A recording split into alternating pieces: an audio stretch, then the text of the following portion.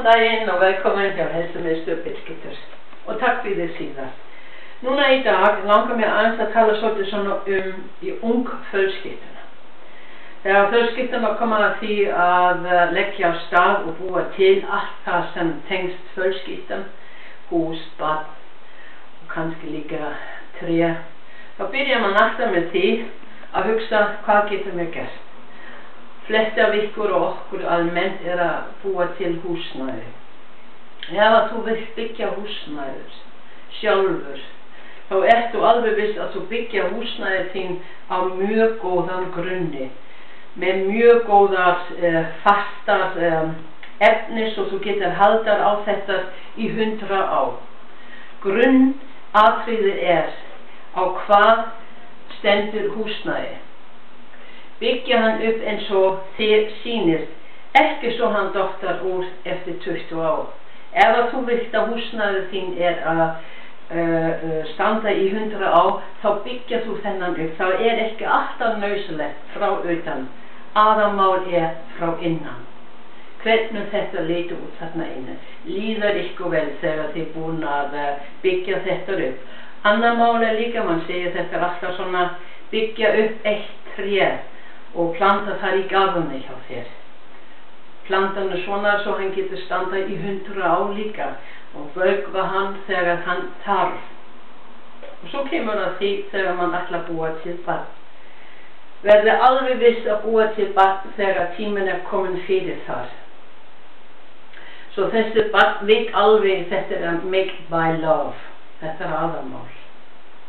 Og þegar barnið komin í heimil, þá ætlum að byggja barni upp og gefa honum allt það sem honum vandar til þess að þroskast og vera stór.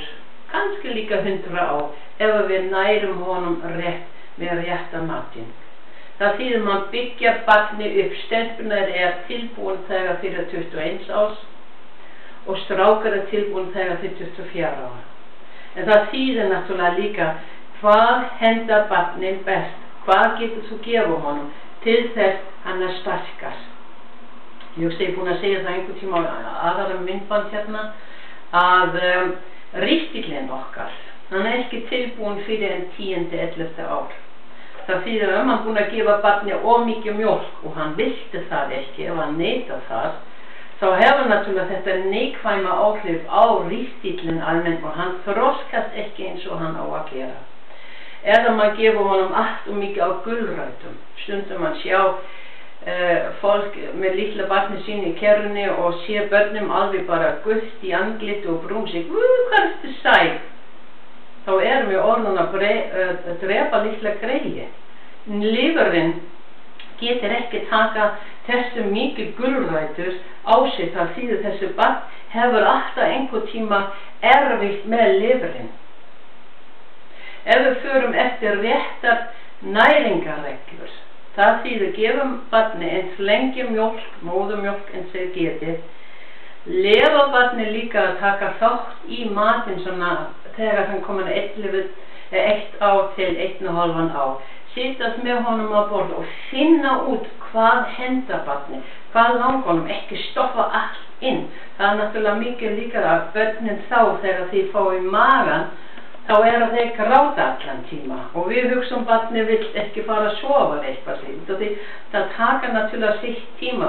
Dæmi ef við borðum á kvöldin 7-8 litir kjöt, þá taka þetta 6-7-8 klukkutíma þangað þetta að farin í gegnum vélinn okkar og þá getur það jafnvel verið að við sofum illa nóttina og þá segir man, já nú ég komin á breytingaskil eða hvað. Þetta reglu sem við verðum að fara eftir 24 klukkutíma. Og meðal annars náttúrulega líka þegar barnið komin á unglingaaldur, finna út hvað hendar honum. Ef þú fer með barnið þín inn í supermark og finna matinn sem honum langar í, hann finna rétta matinn. Þegar honum vantar, það ekki alltaf kartöfluchips eða franska eða pulsu eða hamborgara. Krakka veit alveg hvað þið vilja. Þú verður bara að vera með barni. Svo það verður 100 ár. Byggja hana upp á góða grunni, eins og húsnæði, svo hún verður 100 ár. Eða Treyja sem þú ert að setjast í garðinu hjá þér að vera 100 á og svo líka barni að vera 100 á. Þakka ykkur fyrir og ef að þið vanta einhver spurning sem ég geti svara vonandi, þá mega þið líka að hringja í mig eða skrifa nokkuð línur. Þangað til næsta skipti, takk fyrir mig.